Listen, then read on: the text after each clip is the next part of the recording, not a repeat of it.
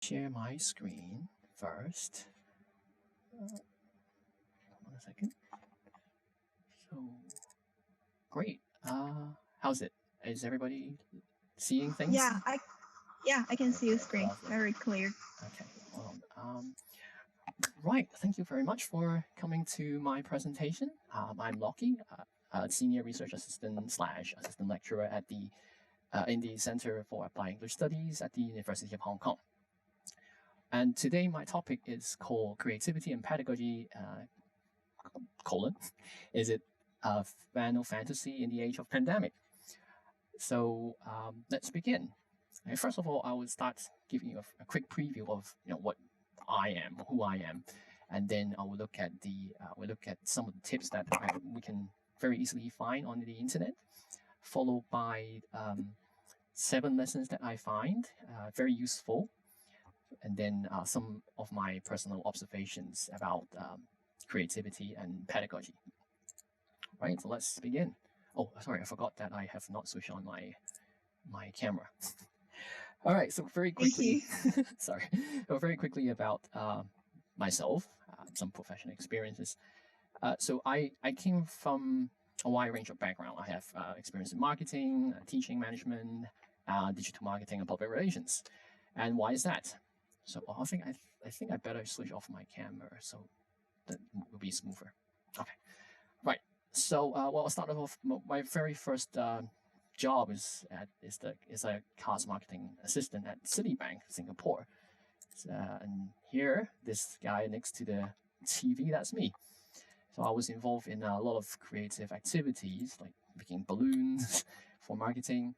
And then I started my teaching back in Hong Kong, working for some learning institute as a native teacher, a native English teacher, then more English learning training center, teaching in various secondary schools and primary schools.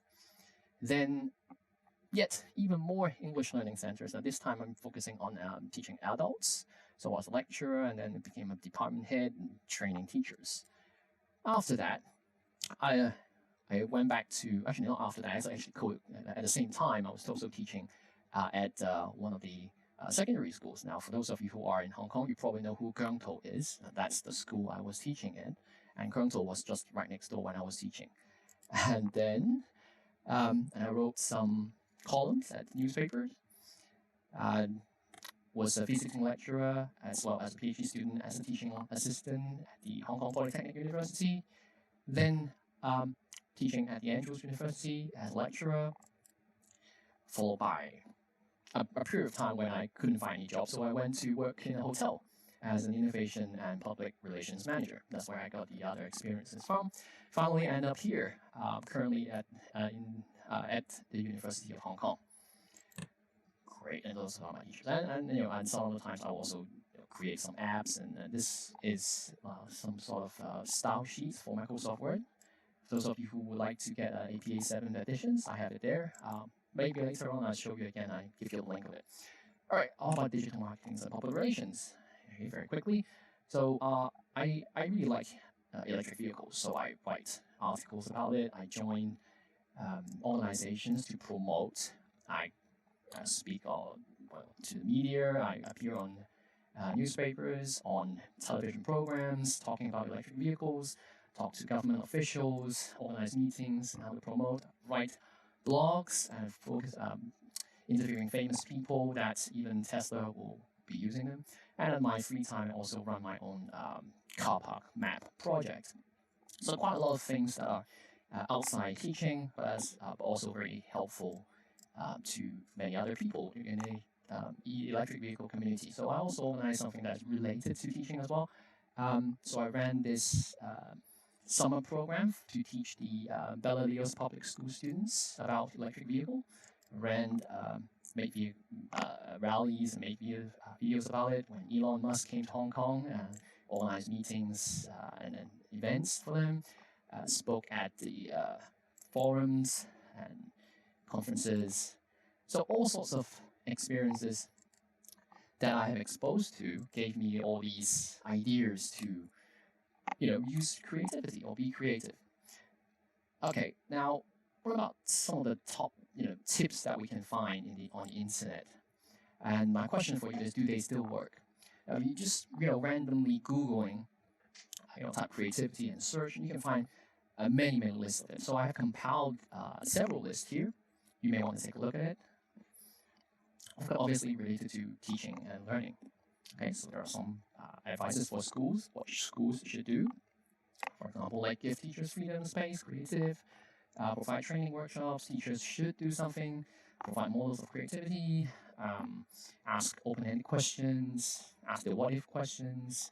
What about students? Students should be ready to think out of the box, be critical of information, so on and so forth. Now, they're pretty good, right? But then also at the same time, they're pretty commonsensical.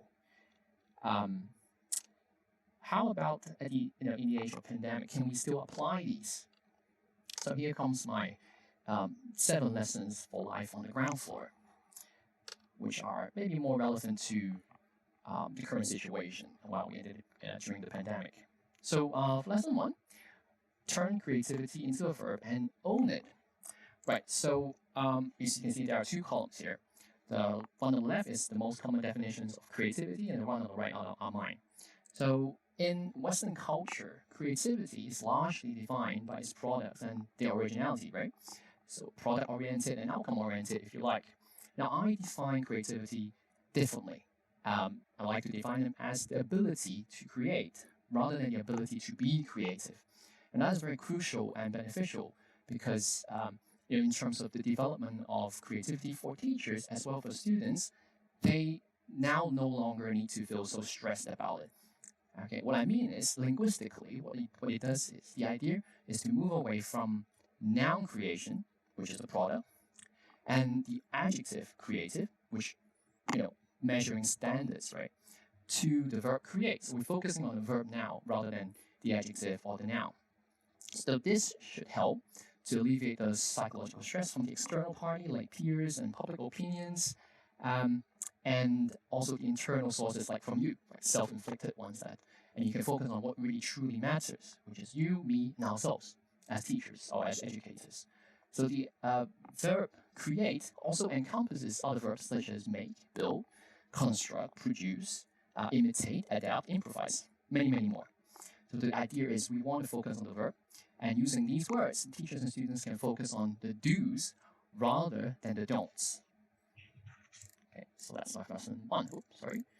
Oh, going too fast. Okay, lesson 2.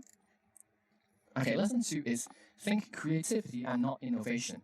I remember someone else asked the difference between creativity and innovation in the other presentation. Well, for me, is that what I found, obviously we want to be evidence-based. So what I found is innovation has been a popular term in the business world and is beginning to make its way into education. So in my corpus study, the innovation, the word, is found to be 5 times more likely to collocate with business than creativity. Thus, in the 1.9 billion word globe corpus. And what that means is there are 2 worrying messages for teachers and students. First message is that education is likely to become more commercialized than it was. And thus teachers and students' innovation would be quantified, would be measured, and would be compared by some sort of a KPI. Point 2, or message 2, is that creativity, the product-oriented one that I'm referring to, could be further marginalized, while innovation, which is the result-oriented part, takes the center stage. So the focus all goes to innovation rather than creativity. Now, as educators, I really want to call for creativity instead of innovation, and particularly so in our view, because innovation should not precede and outweigh creativity in education. We should be more about process-oriented rather than product-oriented. If we're lucky, we produce innovations, right? But innovations are not to be taken for granted, and most definitely not the prerequisite of creativity. And here comes my lesson 3. All right, my lesson 3 is important, and particularly so in terms of abandoning perfection and embracing failure. All right. From my experience with the management in the business world, is that they often claim how much they embrace creativity, but at the same time they prefer stability, and they aim for perfection in things they seek, and so they fail to create or innovate. And because most companies are hierarchical, Okay, this creates an environment in which subordinates the fear of making even the smallest mistakes. It is this belief in perfection that kills creativity in an organization. Now, the gentleman on the right, top corner here, his name is Sir Ken Robinson, and he's doing a TED talk here. And what he said here during this time is that during this talk, he said, "We run our companies like this. We stigmatize mistakes, and we are now running national education system where mistakes are the worst thing you can make." Right, and he's talking about the UK national education. We all know that it's important to be right? Because mistakes can be costly, but we must learn to accept that it is even more important to be wrong sometimes. And it's especially the case because learning from these minor mistakes can actually prevent more detrimental errors in the future. For example, the bottom left, bottom right corner here, you see this Boeing 737 MAX. Now in 2019, there were 2 plane crashes, and those were 2 plane crashes that are highly preventable. Had the company learned from their minor mistakes. And if you want to learn more about it, you can Google Boeing 737 MAX plane crashes. Okay, now lesson 4. Now just start with where you or what you have, and then make small steps and take small steps. So now striving for creativity does not mean you have to create something amazing with a huge impact every day, but we need to kickstart the process by creating something from what we already have, and we take small steps from that.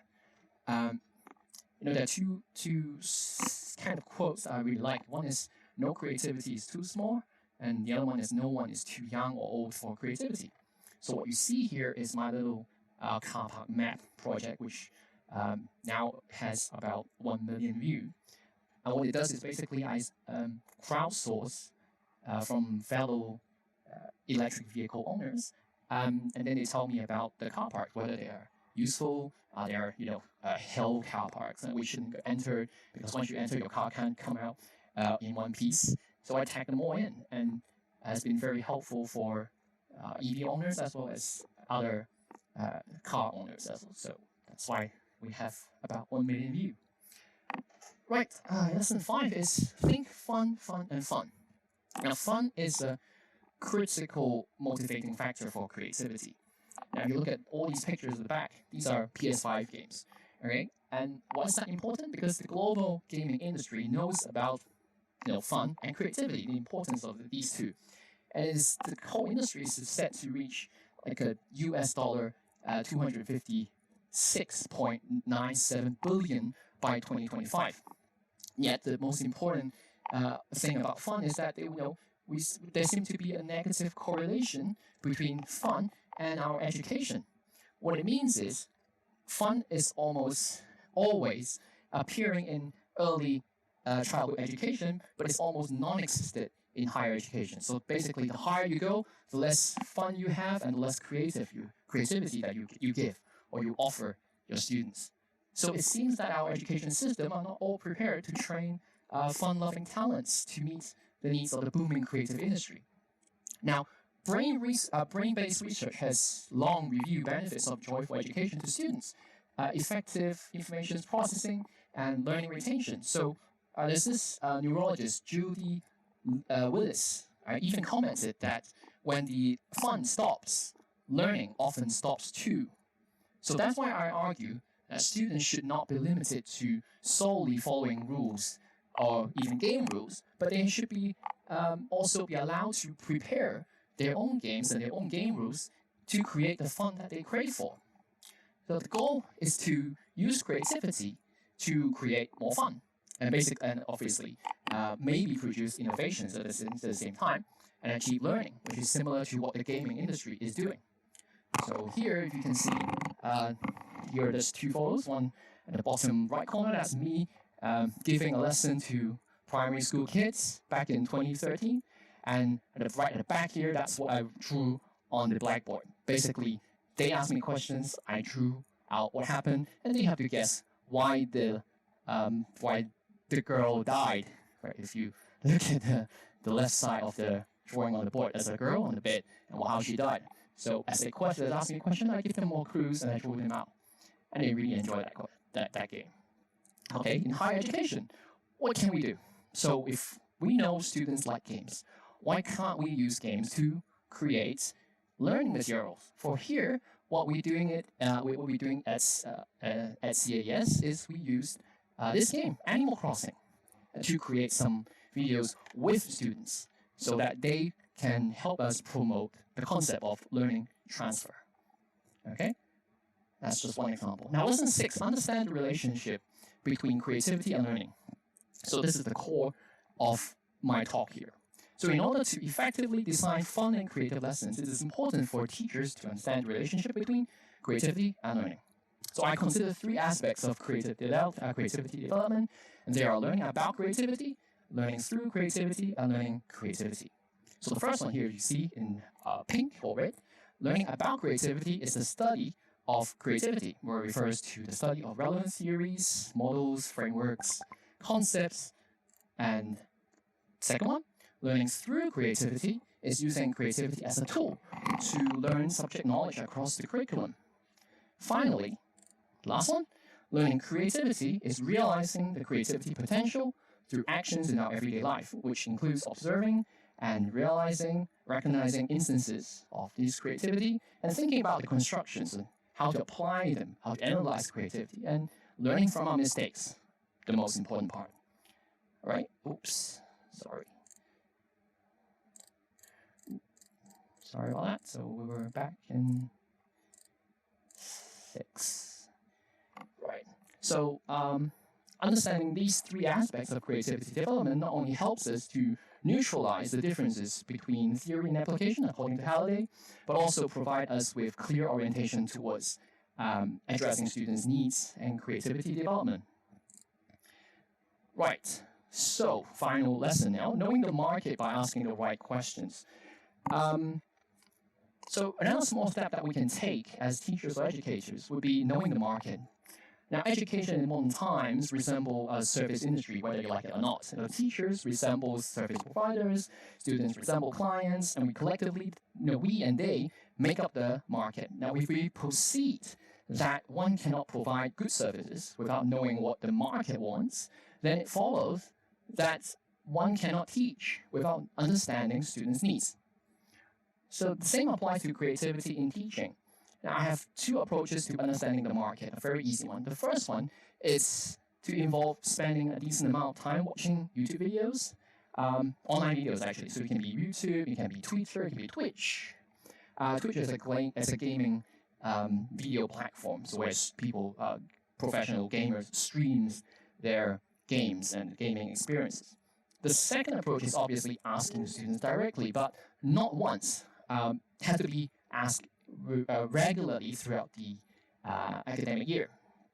Okay, asking what they enjoy doing, how they enjoy learning, what they find doing interesting, and what they find learning the easiest. But okay, this thing is sadly very few people or very few educators I know at least would ask these questions nowadays.